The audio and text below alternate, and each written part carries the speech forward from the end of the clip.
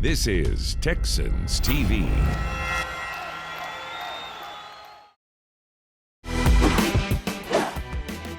Next on Texans 360, a one-on-one with cornerback Bradley Roby and Wade Smith's thoughts on Laremy Tunsil. That's next on Texans 360. We are ready to rock in Houston. Rock and roll, touchdown Texans.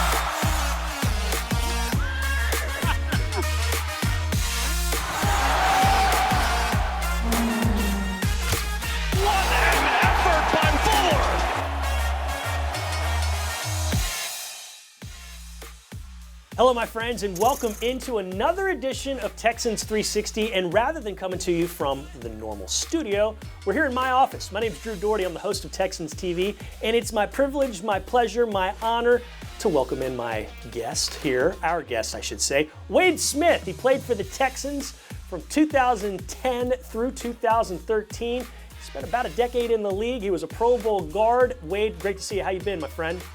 I've been awesome, man. I'm glad for you to have me again. I always love joining the show with you and looking forward to talk a bunch of Texans, man. Yeah, we've got a lot to discuss because later on we're going to go one-on-one with John Weeks, the Pro Bowl long snapper. Plus, we're going to find how Bradley Roby has been this offseason. He's got some big goals for 2020, and we're going to get your perspective on what makes Laremy Tunsil tick. But we start things off, Wade, with some news of the week, and we found out earlier in the week some of the guidelines, some of the protocols that are going to go on for players, coaches, media, and the rest of the personnel that works with players during training camp. It's going to be different than it has been over the last decade or so. And Wade, there is lots of, I don't want to say red tape, but there are lots of barriers in between the players, the coaches, the fans, and that's for good reason, is it not?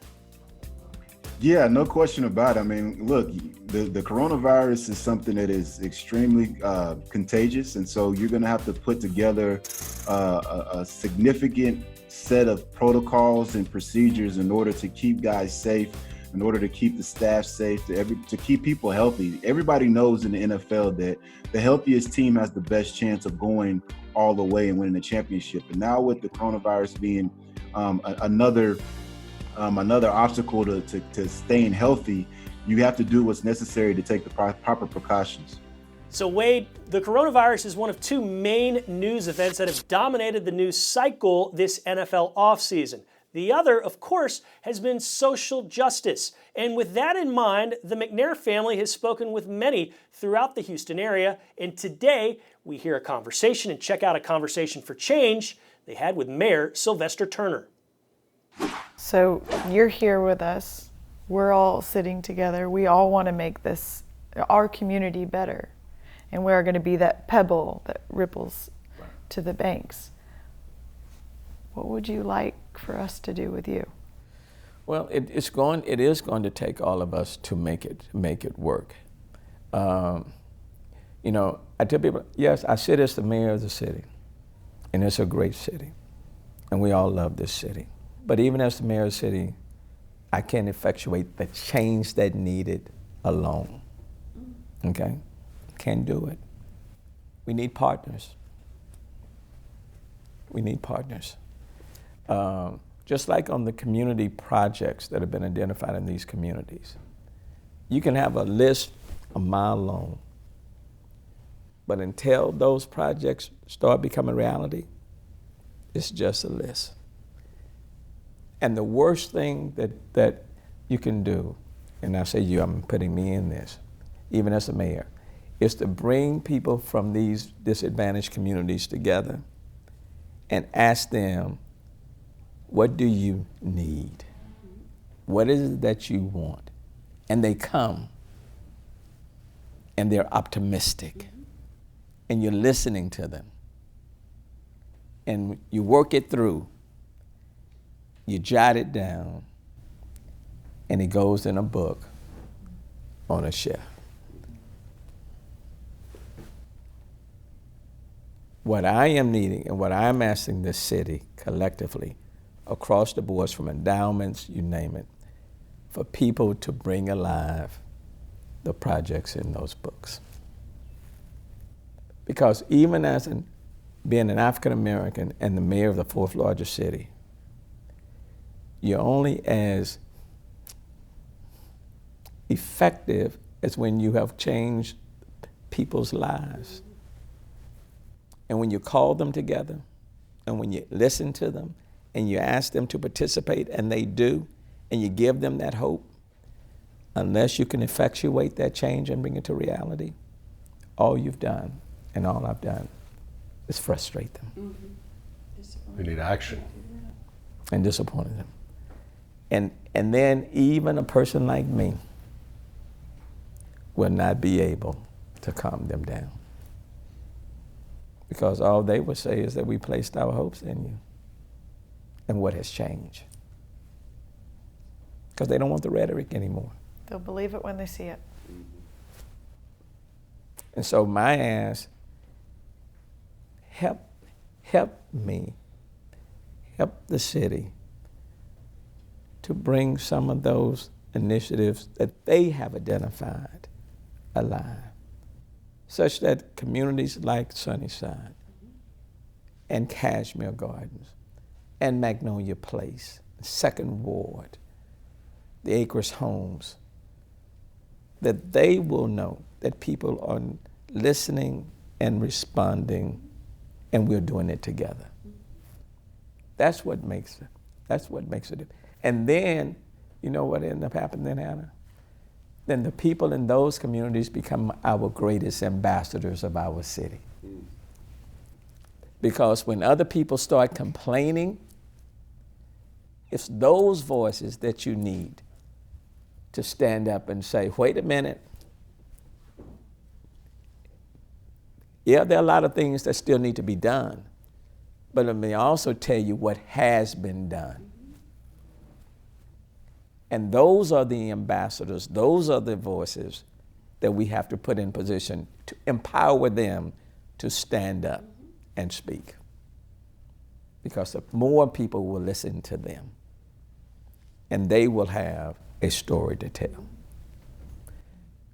But you don't want those people who have come to the table, offered their ideas, offered their suggestions, and then their voices blend in with the other voices of frustration. That's when you have a forest fire. There are people and organizations in this city that will look to the McNair family. I mean, you all are a pillar of this community. No question about that. Y'all have given so much to this city on multiple levels. But this is a pivotal moment in our city, and we need to respond in a very transformational way. Where people won't listen to me, they'll listen to you all. And my simple request is help us to bring those ideas that communities in our city have taken the time to say, this is what is needed in our respective communities. Help us to bring those things alive. Now, Wade, this is a much larger discussion, but in a very short amount of time, what has been your reaction to seeing conversations like this with Turner? We saw Travis Johnson, one of your good pals and a former Texan as well, also take part in a roundtable discussion.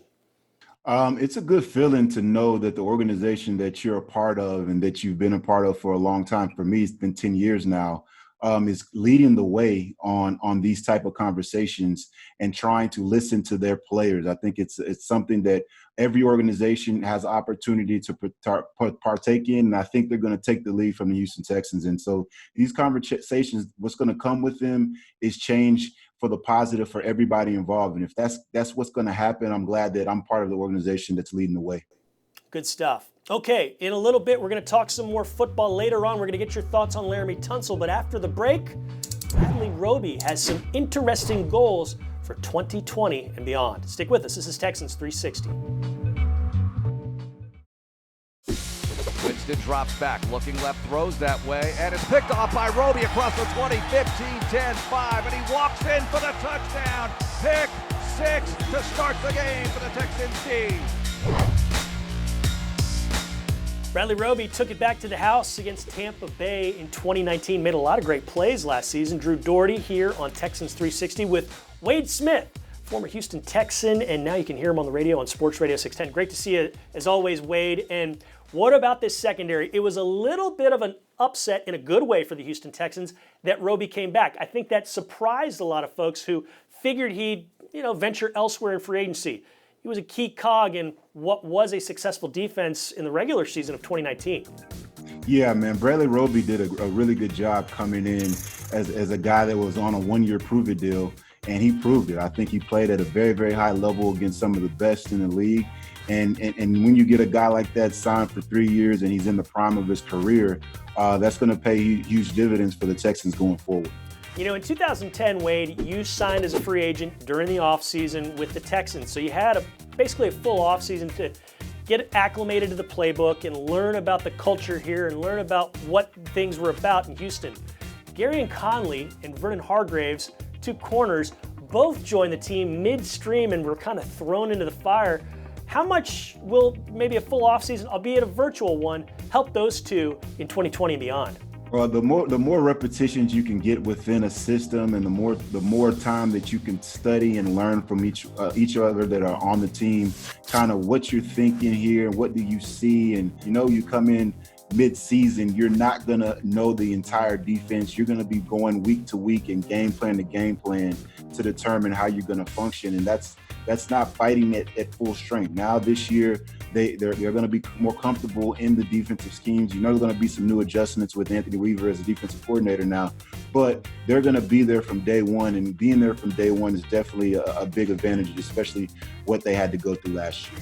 So they're back. Lonnie Johnson is in year 2 after a solid rookie campaign. And like we mentioned earlier, Roby returns for year 2 as a Texan. I got a chance to catch up with him earlier this summer as part of a Play Safe Coaches Clinic, which you can see more of on HoustonTexans.com. But here is some of that conversation, and it was a fun one.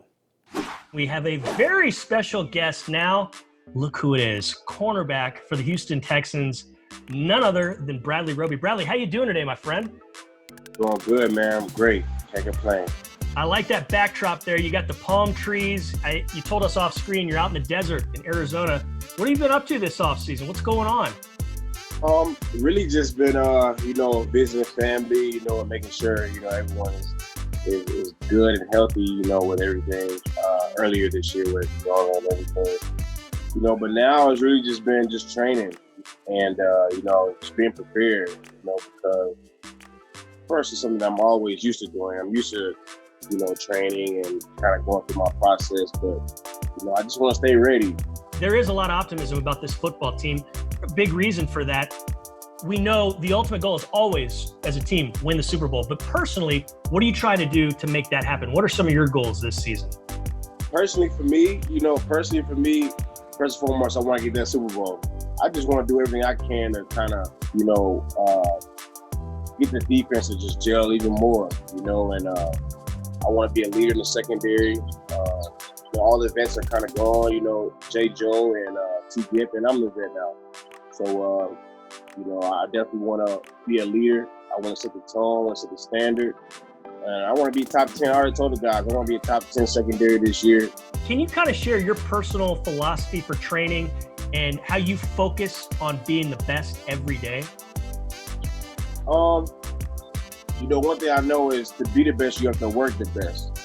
I just always constantly working out. You never want to take too much time off. Just working smart, and now I'm picking it up, and now I'm getting in better and better shape. By the time the season comes, I'll be, grade A. So it's really just about learning how to peak at the right time. What advice would you give to young football players that want to be in the NFL? Young football players that want to be in the NFL, I would say, try to convince your parents to have you work. If you know a position you want to play, have your parents, take you to like a coach that kind of specializes in that. Because that's what I did when I was younger. I kind of went to a coach that kind of had some other guys, some older guys that we just worked out and kind of just worked on our craft. And I feel like that helped me because they were older and I was going against them. So when I came back down to my age, I was killing the guys. And I think that's when I started becoming better than people around me. Great advice. Well, Bradley, we sure do appreciate your time today. We wish you all the best out there in Arizona. before you come back to Houston. Can't wait to see you. Hopefully it's sooner than later. And we look forward to a great 2020. Bradley Roby, many, many thanks. All right, see you later, man. After the break, things are looking up for the Texans offensive line. Wade Smith explains why. That's next on Texans 360.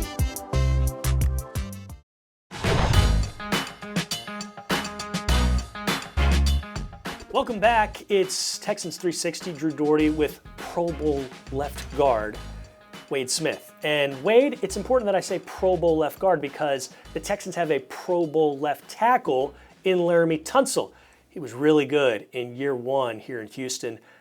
We think bigger things are to come if you listen to him, if you listen to Bill O'Brien and you listen to other folks in year two. Why do you think he will be better, and what makes Tunsil so good? Well, when you think about it, he came into the Texans offense during week one. You're preparing for the New Orleans Saints on the road, and you really don't know the offense yet. So last year, Laremy Tunsil was going into the season, just like we talked about Gary Young-Conley and Vernon Hargraves. These guys are getting game plans week to week. By now, he's gone through an entire season, Tunsil I'm talking about, and he knows the offense by this point. So he's going to be able to play faster. You're not going to see some of the issues that you had with the snap count this year because he's going to be more comfortable with everyone around him. And so I'm excited to see what you're going to get out of Laremy Tunsil. You got to understand, this guy is arguably top 3, top 4 left tackle in the league right now, and he's a Houston Texan. And so you're going to look forward to seeing him making multiple Pro Bowls for years to come. Yeah, he's also been a guy that right tackle Titus Howard said he's leaned on. Titus, I got a chance to talk with him earlier in the summer, and he had lots of praise for Tunsil as far as, hey, whenever I need to ask him about technique or what to do here, Tunsil's there, and Tunsil's the guy that can tell him. What did you see in Howard's time as a starter? And it was brief, but what did you see in Howard's time as a starter last season that's got you pumped up and excited for what he can do in 2020 and beyond here? Where you look at a guy like Titus Howard, he has the athleticism to be a left tackle, but he's playing right. And that was his natural position when he came into the league, because when he played for when he was at Alabama State, he was the right tackle there. So now you got a guy that is going to be coming into his own. You saw what he did last season. He plays the game with a physical style. You like what you see from him in the run game. And so he's going to continue to improve his awareness of the game and his overall ability as a player. That's exciting stuff, and we will look forward to watching that offensive line on the field here in 2020. When we come back here on Texans 360, we're talking with one of Wade's former teammates who's still on the team. They joined the Texans both in 2010. We're talking about long snapper John Weeks. Don't go anywhere. This is Texans 360.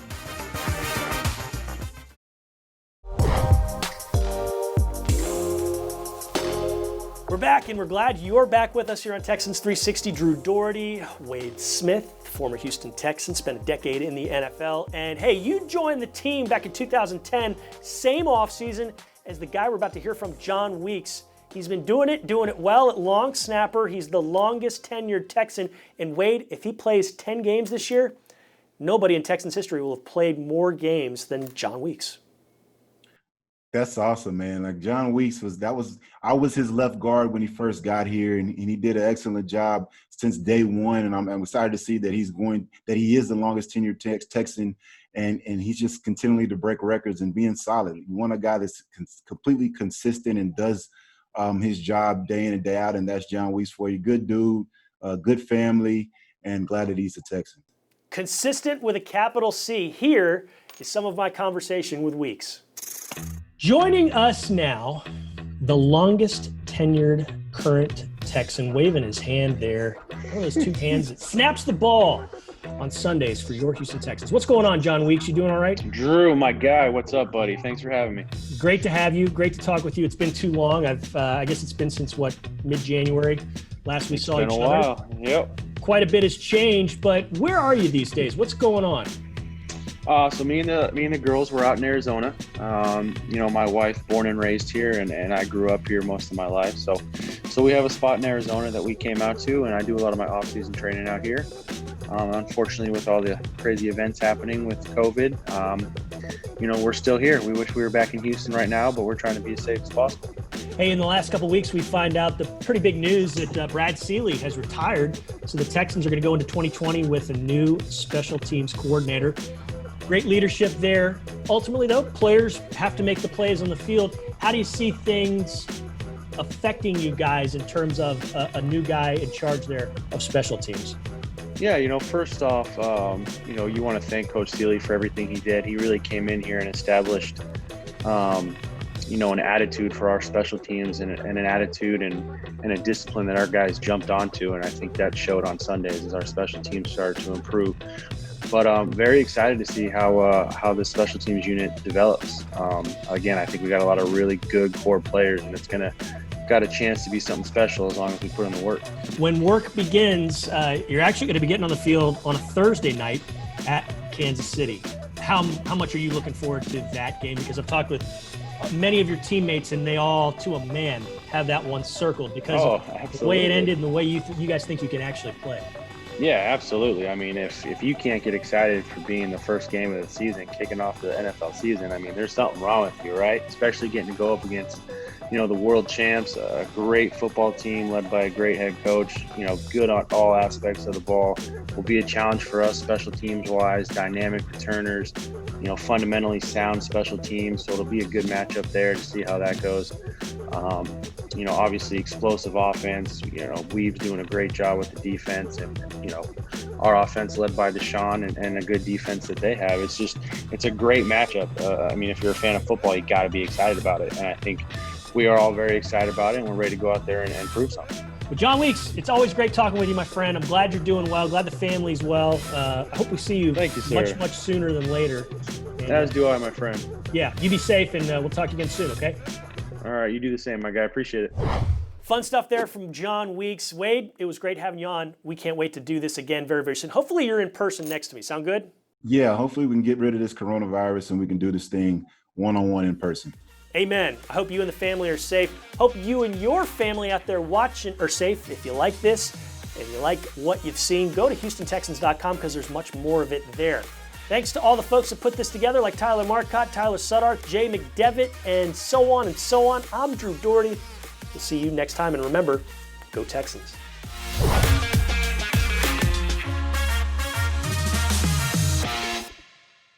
Thanks for watching. Subscribe to our channel and ring the bell to know when we post new content.